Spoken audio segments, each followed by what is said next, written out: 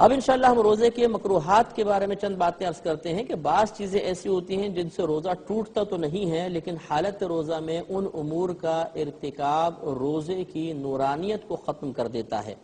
تو وہ چیزیں جو روزے کی نورانیت، اس کی برکات میں کمی کا سبب بنتی ہیں، انہیں روزے کے مکروہات کہا جاتا ہے۔ اس میں ایک تو حدیث پاک یاد رکھیں کہ بخاری شریف کی روایت سیدنا ابو ہریرہ رضی اللہ تعالی عنہ سے مروی ہے کہ نبی کریم صلی اللہ علیہ وسلم ارشاد فرماتے ہیں کہ جو بری بات کہنا اور اس پر عمل کرنا نہ چھوڑے تو اللہ تبارک و تعالی کو اس کے بھوکا پیاسا رہنے کی کوئی حاجت نہیں۔ اس قول کا مطلب خدا نہ خواستہ یہ نہیں ہے کہ جو بھوکا پیاسا مطلب جو بری بات کو چھوڑ دے گا، بری بات پر عمل نہیں کرے گا تو اس کے روزے کی اللہ کو حاجت ہے، یہ مراد کہنے کے نہیں ہے۔ کہنے کا مطلب یہ ہے کہ اللہ تبارک و تعالی یہ چاہتا ہے، وہ ارادہ فرماتا ہے کہ اس کے بندے کامل روزہ اس کی بارگاہ میں بھیجیں۔ اگر کوئی شخص کامل نہیں بھیجتا، بری بات کرتا رہتا ہے تو ایسے روزے کو اللہ تعالیٰ پسند نہیں فرماتا۔ اس طرح نسائی شریف کی روایت ہے، حضرت ابو ہریرہ رضی اللہ تعالی عنہ راوی ہیں، نبی کریم صلی اللہ علیہ وسلم ارشاد فرماتے ہیں کہ بعض روزہ رکھنے والے ایسے ہیں کہ جنہیں سوائے بھوک اور پیاس کے کچھ بھی حاصل نہیں ہوتا، اور بعض نماز پڑھنے والے ایسے ہیں، رات میں قیام کرنے والے ایسے ہیں کہ جنہیں سوائے جاگنے کے اور کچھ حاصل نہیں ہوتا۔ اس کا مطلب فقہاء نے، شارحین نے یہ بیان فرمایا کہ انسان حالت روزہ میں کچھ ایسے کام کر لیتا ہے کہ روزے کی برکات، اس کا ثواب، اس کی نورانیت زائل ہو جاتی ہیں اور صرف وہ کھانے پینے کی مشقت اس کو حاصل ہوتی ہے اور کچھ بھی نہیں رہتی۔ اسی طرح حاکم کی روایت ہے، حضرت ابو ہریرہ رضی اللہ تعالی عنہ ہی راوی ہیں، نبی کریم صلی اللہ علیہ وسلم نے فرمایا کہ روزہ اس کا نام نہیں ہے کہ آدمی کھانے پینے سے باز رہے، بلکہ روزہ تو اس کا نام ہے کہ انسان بیہودہ چیزوں کو، لغو چیزوں کو، بیکار کاموں کو بھی چھوڑ دے۔ اس سے یہ معلوم ہوا کہ اگر انسان روزے کو کامل طریقے سے اللہ کی بارگاہ میں بھیجنا چاہتا ہے تو اسے ان تمام امور کو جاننا ہوگا کہ جس کی وجہ سے روزے کی نورانیت زائل ہو جاتی ہے، اور جاننے کے بعد پھر انہیں اپنے سے دور کرنے اور ان سے دوران روزہ بچنے کی کوشش کرنی ہوگی۔ اب میں اس کی تفصیل عرض کرتا ہوں کہ جن چیزوں سے روزے کی برکات زائل ہوتی ہیں۔ ایک تو مسئلہ یہ ہے کہ کوئی بھی گناہ جس سے اللہ تبارک و تعالی اس کے رسول کریم صلی اللہ علیہ وسلم نے منع فرمایا، وہ عام دنوں میں بھی گناہ ہوتا ہے اور حالت روزہ میں مزید گناہ ہوتا ہے، اور اس گناہ کی وجہ سے روزے کی برکات زائل ہوتی ہیں۔ مثال کے طور پہ غیبت ہے، چغلی ہے، الزام تراشی ہے، بہتان لگانا ہے، اسی طریقے سے نماز قضا کرنا یا گالیاں بکنا، فحش باتیں کرنا، فحش مناظر دیکھنا، یہ تمام امور چونکہ عام دنوں میں بھی گناہ ہیں، حالت روزہ میں مزید گناہ ہے، تو اس سے روزے کی برکات زائل ہوتی ہے۔ دوسرا مسئلہ یہ ہے کہ بلا کسی عذر کے کوئی شے چکھنا، اس سے بھی روزہ مکروہ ہو جاتا ہے۔ اور چکھنے کا مطلب یہ ہے کہ صرف زبان پہ کسی شے کو لے کر پھینک دینا، لہذا اگر کسی نے چکھنے کا مطلب یہ سمجھا کہ تھوڑا بہت معدے میں اتار لینا تو اس سے تو روزہ ٹوٹ جائے گا۔ اب اس میں بعض اوقات ایسا ہوتا ہے کہ شریعت کسی چیز کو چکھنے کی اجازت مرحمت فرماتی ہے، لیکن عذر کی بنا پر۔ عذر یہ ہوتا ہے، مثال کے طور پر ایک عورت ہے، اس کا شوہر بہت سخت ظالم ہے، وہ جانتی ہے اگر نمک یا مرچ تیز ہو گئی تو شوہر شدید مارے گا، پیٹے گا، ظلم کرے گا۔ اس صورت میں اس خاتون کے لیے اجازت ہے کہ حالت روزہ میں بھی تھوڑا بہت سالن زبان پہ رکھ کر اس کے ذائقے کو محسوس کر لے، لیکن جیسے میں نے پہلے کہا چکھنے کا مطلب اندر اتارنا نہیں ہے۔ اگر ان خاتون نے بھی تھوڑا بہت نمک چاٹا، سالن چاٹا اور اس کو اندر اتار لیا تو روزہ ٹوٹ جائے گا، صرف زبان سے چکھ سکتے ہیں۔ اسی طریقے سے دوسرا مسئلہ کہ جیسے آپ بازار میں گئے کوئی چیز خریدنے، پھل فروٹ وغیرہ، اور بعض پھل ایسے ہوتے ہیں کہ جن کو اگر چکھیں تو کرواہٹ وغیرہ ظاہر ہو جاتی ہے، تو اگر ایسا معاملہ ہے تو پھر یہاں پر بھی چکھنا عذر ہے کہ اپنی زبان پر تھوڑا بہت اس کو مل کر دیکھ لیں، لیکن اندر اب بھی نہیں اتاریں گے، یہ اچھی طرح یاد رکھیے۔ اسی طریقے سے بعض بہنوں کے بچے بہت چھوٹے سے ہوتے ہیں اور وہ روٹی وغیرہ کی طرف آ چکے ہوتے ہیں، روٹی وغیرہ کھاتے ہیں، اور اگر انہیں بغیر چبائے لیکن دی جائے تو ذرا دقت ہوگی، تو اس بہن کے لیے بھی اجازت ہوگی کہ وہ غذا کو اپنے دانتوں سے چبا کر اس کو کھلا سکتی ہے، یہ عذر ہے۔ لیکن یہاں پر بھی وہی میں بار بار عرض کر رہا ہوں کہ اس کو معدے میں اتارنے سے روزہ ٹوٹ جائے گا۔ اسی طریقے سے یہ اگرچہ آپ کو بتایا کہ اگر عورت کو چھوا یا کوئی اور افعال کیے جس سے مطلب ڈسچارجنگ نہیں ہوئی تو یہ روزے میں جائز ہوتے ہیں، لیکن ان میں کراہت اس وقت آتی ہے کہ جب کسی شخص کے بارے میں گمان ہو، وہ اپنے بارے میں اپنے باطن کو کمزور محسوس کرتا ہے کہ اگر وہ عورت کے قریب بھی آیا یا اس کو چھوا تو آہستہ آہستہ وہ پھر مطلب یہ کہ قربت کی طرف بڑھ جائے گا اور اپنے آپ پہ قابو نہیں رکھ سکے گا، تو اس کے لیے تو اب قریب آنا بھی مکروہ ہوگا، اسے بھی پھر روزے کے مکروہات میں شمار کیا گیا ہے۔ اسی طریقے سے جیسے آپ کو بتایا کہ داڑھی وغیرہ میں تیل لگانا، سر میں تیل لگانا، ویسلین یوز کرنا وغیرہ یہ جائز ہیں، لیکن اگر ان میں قصد زینت آ جائے کہ انسان اپنے آپ کو اچھا خوش شکل بنانا چاہتا ہے اور خوبصورت بنا کے پیش کرنا چاہتا ہے، اگر زینت کی نیت سے چیزیں استعمال کی، خصوصاً مرد نے، عورت کے تو زینت جائز ہے، تو پھر مرد کے لیے اس کا روزہ ایک کراہت کے ساتھ ہوگا۔ اور اگر مطلب یہ کہ زینت کا ارادہ نہیں ہے بلکہ سر میں تیل ریگولر لگاتا ہے، اب بھی لگا رہا ہے، اور وہ مطلب چہرے پہ ویسلین وغیرہ لگا لی، تو اس میں پھر شرعاً حرج نہیں ہوتا۔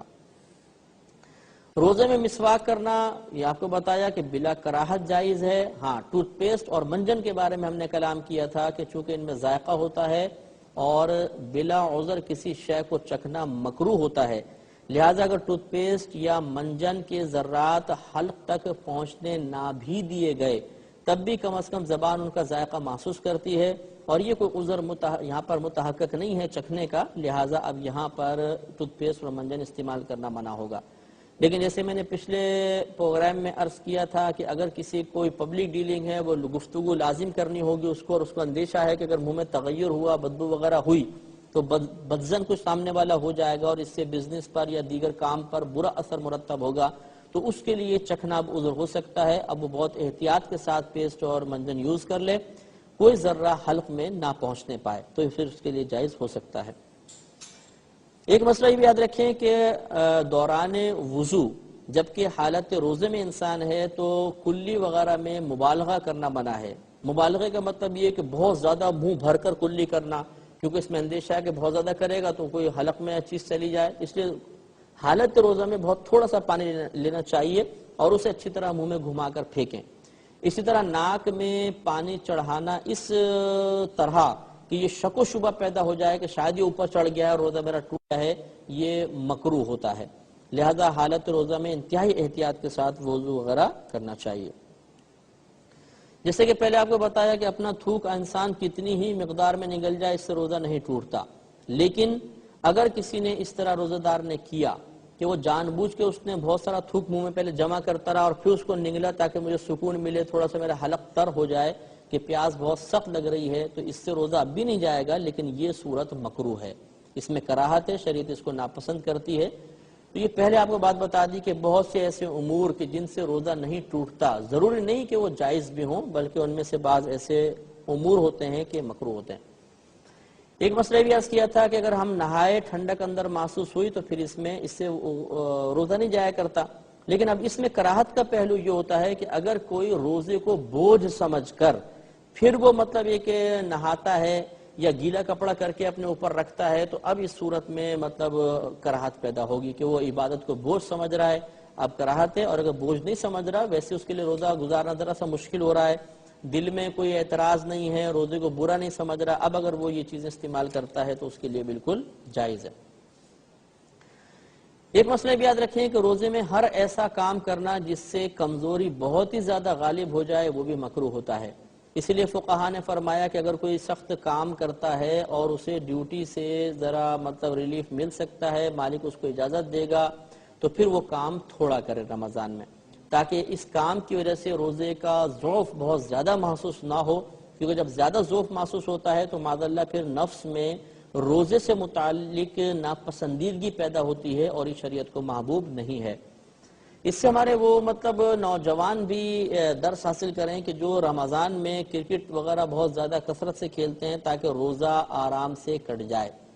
اب اس میں ہوتا یہ ہے کہ وہ بھاگ دوڑ کے اتنے تھک چکے ہوتے ہیں کہ ان کی حالت بہت زیادہ خراب ہو جاتی ہے، اور پھر بعض اوقات انہیں روزے کو برا بھلا کہتے ہوئے بھی دیکھا گیا ہے،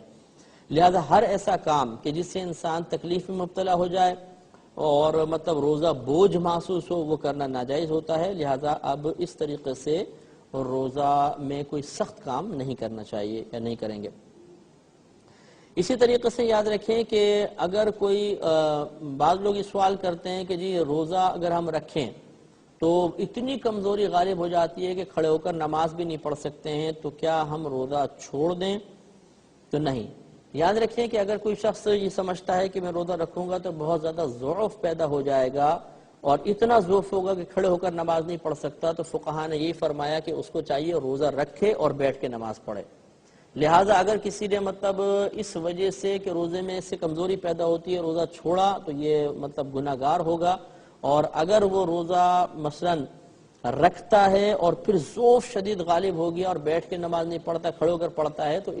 اس کھڑے ہو کر پڑھنے کی وجہ سے تکلیف پیدا ہوئی اور تکلیف سے پھر انسان کا ذہن روزے سے متنفر ہوا، تو اب ایسے کھڑے ہو کر پڑھنا مکروہ ہوگا۔ شریعت اس کو پسند نہیں کرتی ہے، بلکہ اس کو چاہیے کہ روزہ رکھے اور بیٹھ کر آرام سے نماز ادا کرے، اشاروں کے ساتھ پڑھ لے، اس کی بھی اجازت ہے، یا بیٹھ کے رکوع سجود وغیرہ کرے جیسے عموماً نوافل میں کیا جاتا ہے، تو یہ اجازت ہوتی ہے۔ ایک مسئلہ یہ بھی یاد رکھیے کہ جیسے آپ کو بتایا کہ اگر کسی نے بلڈ ٹیسٹ وغیرہ کرایا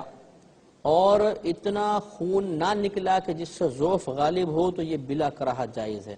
ہاں، اتنا زیادہ خون اگر بدن سے نکالا کہ اس سے انسان کو بوجھ محسوس ہوا اور کمزوری اس کے اوپر غالب آئی، تو پھر یہ مکروہ صورت ہوگی۔ جیسے مثال کے طور پہ حالت روزہ میں کسی کو خون دینا، یہ میں نے بھی آپ کو بتایا کہ روزے میں خون چاہے کتنی ہی مقدار میں نکل جائے، اگر حلق میں نہیں پہنچا تو اس سے روزہ نہیں ٹوٹا کرتا، لیکن اس کا مطلب ہرگز یہ نہیں ہے کہ یہ بلا کراہت جائز ہے۔ چنانچہ کسی نے اگر خون دیا اور اسے ضعف اور کمزوری محسوس ہوئی اور حالت روزہ میں خون دیا تھا، تو اب اس کو روزہ مکروہ ہوگا۔ لہذا معلوم یہ ہوا کہ حالت روزہ میں حتی الامکان کوشش کرنی چاہیے کہ بلا عذر اپنا خون وغیرہ باہر نہ نکالیں۔ تو یہ روزے کے مکروہات تھے، ان تمام چیزوں پہ ہمیں توجہ کرنی چاہیے، اور ایک مرتبہ پھر میں خلاصہ کلام آپ کی خدمت میں ضرور عرض کروں گا، اس کو بار بار ذہن میں لے کر آئیں، اپنے ذہن میں محفوظ رکھیں کہ 3 چیزیں ایسی ہیں جن سے ہمارا روزہ ٹوٹتا ہے، اگر یہ 3 امور نہ ہوں تو روزہ نہیں جائے گا۔ ہاں، روزہ نہ جانے کا مطلب یہ نہیں ہے کہ وہ بلا کراہت جائز ہوگا، یہ ہو سکتا ہے کہ روزہ نہ ٹوٹے لیکن اس میں کراہت پیدا ہو جائے، اور وہ 3 چیزیں آپ کو بتائی ہیں کہ ایک، جان بوجھ کر قصدن جبکہ روزہ یعنی یاد ہو کچھ کھانا پینا یا کوئی جسم کے سوراخوں کے ذریعے دوا وغیرہ کو اپنے بدن میں داخل کر لینا، اس سے روزہ ٹوٹ جائے گا۔ دوسرا، اگر قربت وغیرہ کی وجہ سے یا اس سے متعلق ایسے افعال کہ جن سے غسل واجب ہو جاتا ہے، جان بوجھ کے ایسے افعال کیے تو اس سے، اور تیسرا قے کے ذریعے روزہ ٹوٹتا ہے، باقی کسی چیز سے نہیں ٹوٹتا۔ اب آپ کے اطراف میں جتنی بھی چیزیں ہیں، آپ رمضان کے آنے سے پہلے ان کے بارے میں غور شروع کریں۔ مثال کے طور پہ جو چیزیں آپ استعمال کرتے ہیں اور روزمرہ زندگی میں استعمال کر رہے ہیں، یا آپ کے اطراف میں گھر میں لوگ چیزیں استعمال کر رہے ہیں، ان میں کو ایک ایک کو تصور میں لے کر آئیں اور اس پوری تفصیل کی روشنی میں اس کو دیکھیں۔ مثال کے طور پہ اوپر سے چلیں سر میں تیل لگانا، اب غور کریں، آپ کو فوراً جواب ملے گا کہ چونکہ قصدن جسم کے سوراخوں کے ذریعے کوئی شے اندر نہیں جا رہی، یہ قربت بھی نہیں ہے، یہ قیب کیسے بھی اس کو کوئی تعلق نہیں ہے، تو روزہ نہیں جائے گا۔ اسی طریقے سے جسم پر ویسلین وغیرہ ملنا،